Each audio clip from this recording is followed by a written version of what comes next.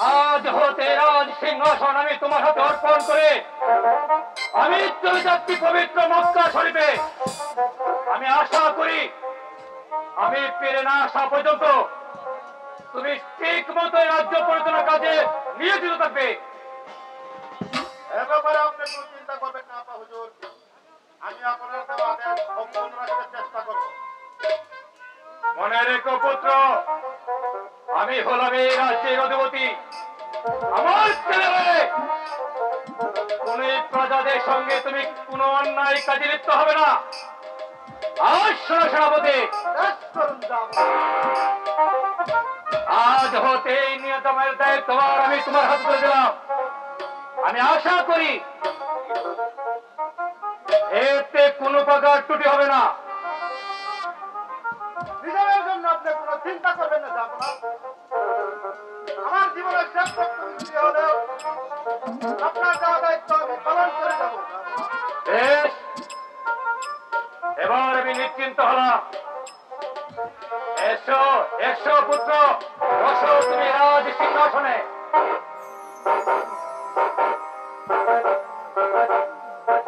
ধারণ করো তুমি রাজ মুকুট।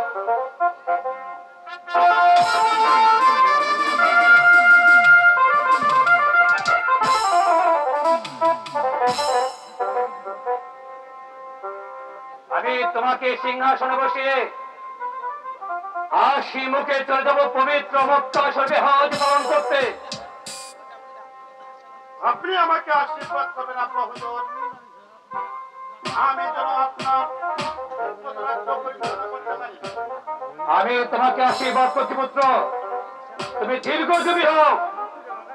এবার চলো পুত্র, চলো সেনাপতি, আমরা এখন অন্তপুরে ভ্রমণ করি।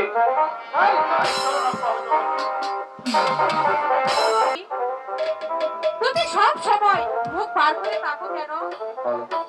আমাকে বলে বলো সখী, কেন তুমি বলো কি চোখে চেয়ে থাকো? বলো বলো কি চাও তুমি?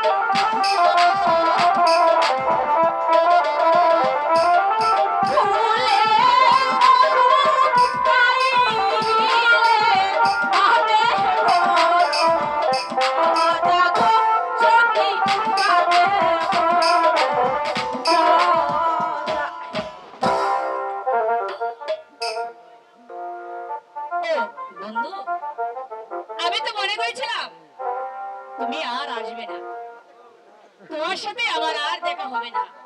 কি যে বলো মুক্তা, তোমার সাথে আমার দেখা নিশ্চয় হবে।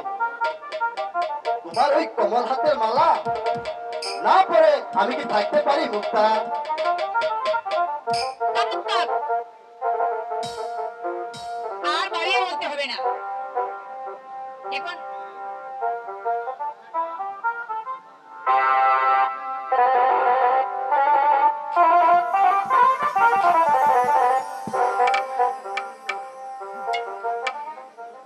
তোমার হাতের মালা আমি আনন্দের সাথে গ্রহণ করলাম মুক্তা। আচ্ছা মুক্তা, যখনই আমি তোমার গান শুনি তখনই আমি পাগল হয়ে যাই। তখন আমি আর ঘরে থাকতে পারি না মুক্তা। তোমার গান আমাকে পাগল করে তোলে মুক্তা।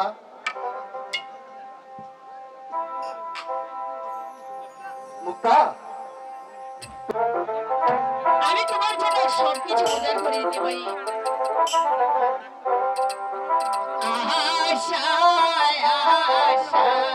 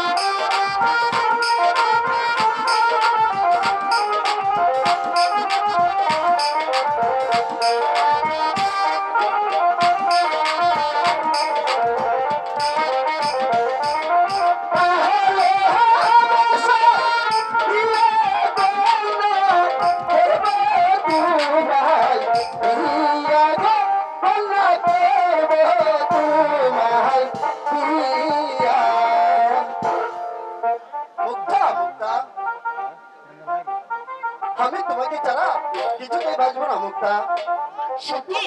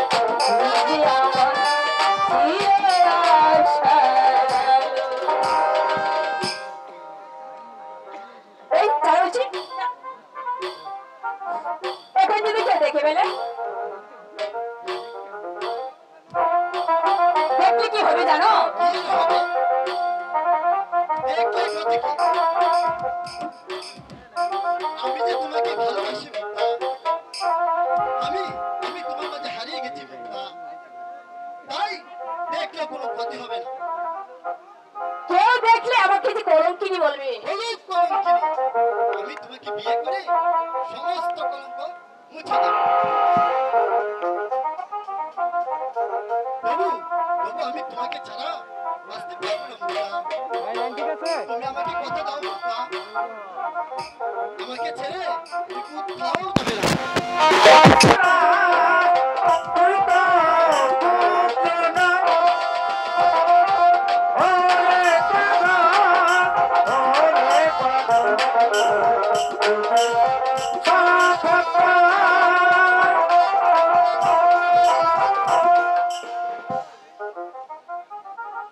আমি শপথ ঠিকই করেছি, মুক্তাকে আমি কোনোদিন ভুলবো না।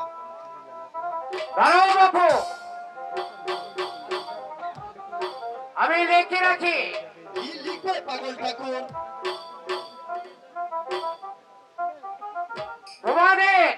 সাক্ষ্য প্রমাণের কথা। শুধু তোমাদের কথাই নয়, হাজার হাজার মানুষের সাক্ষ্য প্রমাণের কথা আমার এই গুপ্ত কথায় লেখা আছে।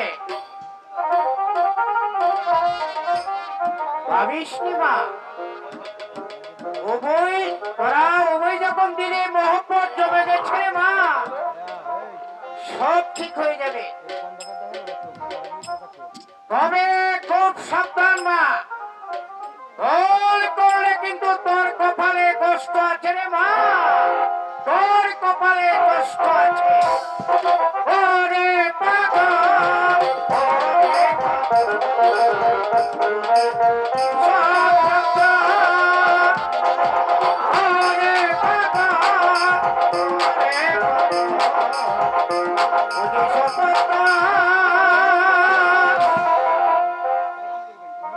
পাগলাটা ঘুরে যেন কি বলে গেল। আমার যে ভয় হচ্ছে বন্ধু। কোনো ভয় নেই গো, কোনো ভয় নেই। ওমা, তুমি? আমি তোমাদের সাহস দিয়ে এসেছি ভাইজান। আজাদ, হঠাৎ তুই এখানে কেন এসেছিস ভাই? এসেছি তোমাদেরকে সাহস দিতে ভাইয়া। কিসের সেই সাহস? মুক্তার সঙ্গে তোমার ওমা, তুমি তাহলে আড়ালে দাঁড়িয়ে আমি সবই শুনেছি এবং তোমার গলে এই মালা দিতে দেখেছি। তুমি বাড়ি দুষ্ট। দুষ্ট না হলে তোমাদের বাজিবত হতো না। মজনু ভালোবেসে বিয়ে করেছিল লাইলিকে, আর তোমাকেও সকল বাধা ডিঙিয়ে বিয়ে করতে হবে আমার ভাইজানকে।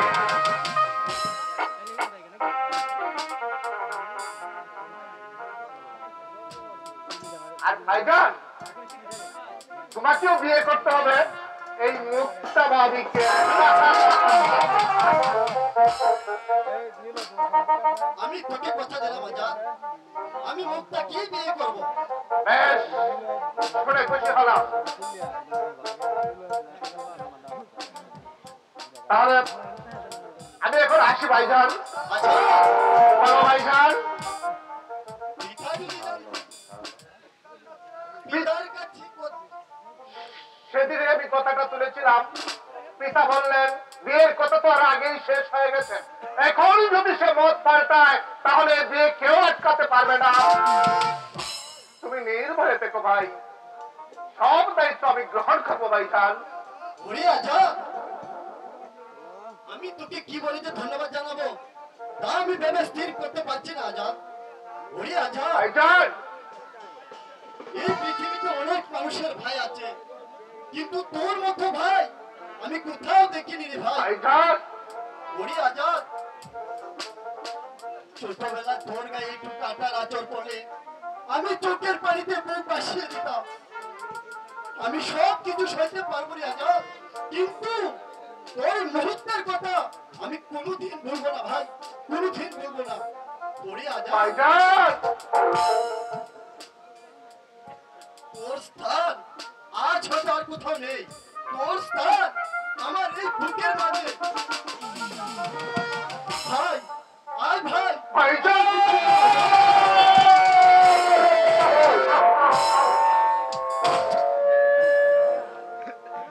ভাইজান, আজ হবে তুমি আমার পিতৃতুল্য বড় ভাই। ভাইজান, এই আনন্দের দিনে আমাকে পুরস্কার দেবে না? ভাইজান, শুধু তোমার কাছ থেকে নেব না, ওই ভাবির কাছ থেকেও নেব। কি গো? জয় দুষ্ট, এখনই ভাবি। আচ্ছা, তুমি ধনীর ছেলে আর আমি হচ্ছে একটা সাধারণ ভিখারির মেয়ে, আমি কি উপহার দেবো তোমাকে? আর কি দিয়ে তোমাকে আমি সন্তুষ্ট করবো? ধনীর ছেলে বলে তুমি আমাকে লজ্জা দিও না ভাবি। আমি তোমার কাছে কিছুই চাই না ভাবি, আমি চাই এই এসো মুক্তা, আমরাও চলে যাই, নইলে হয়তো কোনো বিপদ হতে পারে। ঠিক আছে, তাই চলো। বড় আপা শশীরগঞ্জ চলো বোন। কিরে কাউসার, তুই এইভাবে ছুটে যাচ্ছিস কেন? কি হয়েছে তোর? আমার কিছু হয়নি, তুমি তাড়াতাড়ি চলো বোন, আমি এখন যাই। কেন দেরি হয়েছে বলে বাবুজি রাগ করেছে? না, আমি যেন ব্যথায় চিৎকার করছি। চলো বোন, আমি যেন হয়তো আর না। বাঁচবি না।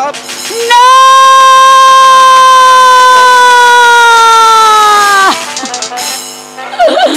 না না, আমার মা কখনো মরতে পারে না। ওগো খুদা মেহেরবান, তুমি একই শোনালে আমাকে।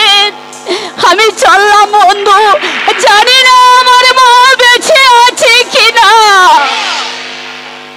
আর তুমিও চলে এসো, জানি না আমি যেন বেঁচে আছি কিনা।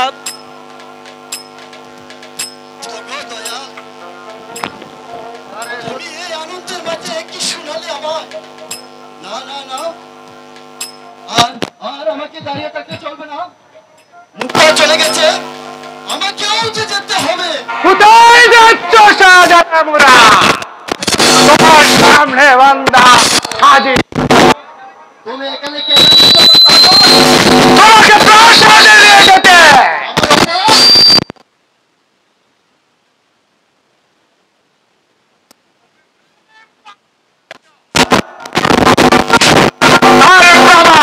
তোমার প্রেমিকের দেওয়া ফুলের মালা তোমার এখনো গলে জ্বলছে শাহজাদা। আমার আসতে দেরি না হলে এই ফুলের মালা তোমার গলে পড়তে দিতাম না শাহজাদা। অসহ্য! আমার সামনে দাঁড়িয়ে কটু বাক্য ব্যয় করছো। হ্যাঁ হ্যাঁ জানে, পরিণাম কি হতে পারে? হ্যাঁ হ্যাঁ জানি। যা পড়া আমাকে চোখ রাঙিয়ে কোনো লাভ হবে না। তুমি যা পর কানের প্রাণে পড়েছ, এ কথা যা পড়ে জানতে পারে আমাকে আদেশ দিয়েছে তোমার উপর কড়া নজর রাখছে, যেন যাতে কোনদিন জাফর কর্মের সাথে মিশতে না পারো। তুমি আমার সম্মুখ হতে দূর হবে কিনা আমি জানতে চাই। আমিও জানতে চাই ওই ফুলের মালা ফেলে দিয়ে আমার সঙ্গে যাবে কিনা। যদি না যাই, বন্দি করে নিয়ে যাব তোমাকে। উফ, অসহ্য! মুক্তার এই বিপদের দিনে মুক্তার বাবা বাড়ি নেই, পাড়ার লোকজন কেউ আসেনি। এই সময় যদি আমি না যাই, তাহলে কে তাদেরকে রক্ষা করবে বিপদ হতে? আমি মানব না, আমি মানব না তোমার আদেশ। শাহজাদা, দেখি তুমি কেমন করে যাও। বাহাদুর, তুমিও তো একজন মানুষ। এই অসহায় মানুষের করুণা আর্তনাদ শুনে তোমার পাখি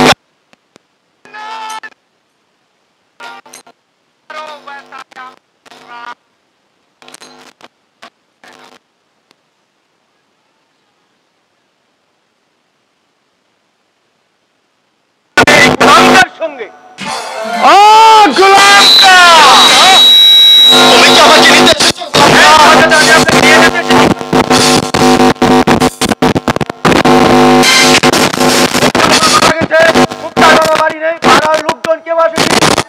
আপনি চলুন শাহজাদা, নইলে যে মুখটাও মারা যাবে। গোলামকা, আমার যাওয়ার কার্যক্রম বাহাদুর বন্ধ করে রেখেছে। গোলামকা, এই নিন অস্ত্র, অস্ত্র দিয়ে আপনি আপনার পথ পরিষ্কার করুন। সাবধান গোলামকা, যা পড়ার আদেশ অমান্য করলে আমি তোমাকে কঠোর শাস্তি দেব। শাস্তির ভয় গোলামকা করে না কাফের।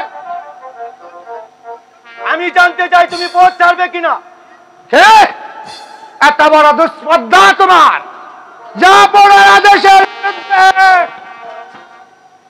শুধু গোলামকা, শুধু জাহাপনার আদেশের বিরুদ্ধে নয় শয়তান, প্রয়োজন বুঝে শাহজাদাকে মুক্ত করার জন্য আমি আমার প্রাণ দেব, তবুও অন্যায়ের কাছে মাথা নত করবো না। তবে শয়তান, বেশ তাই হোক। বেশ, ধর অস্ত্র। অস্ত্রের মুখে হবে বীরত্বের প্রয়োজন। তাই হোক।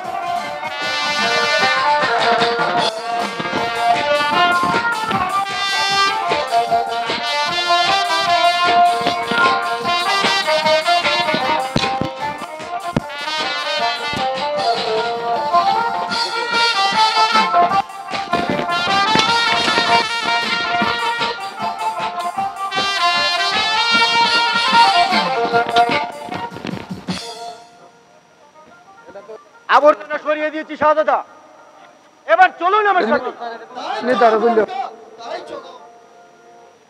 পবিত্র মক্কা শরীফ হতে হজ পালন করে সলে সালামত আমি রাজ্যে ফিরে এসেছি। আমি এখন বড়ই ক্লান্ত, তাই এখন আমার বিশ্রামের প্রয়োজন। শোনো সেনাপতি, বলুন যাব না।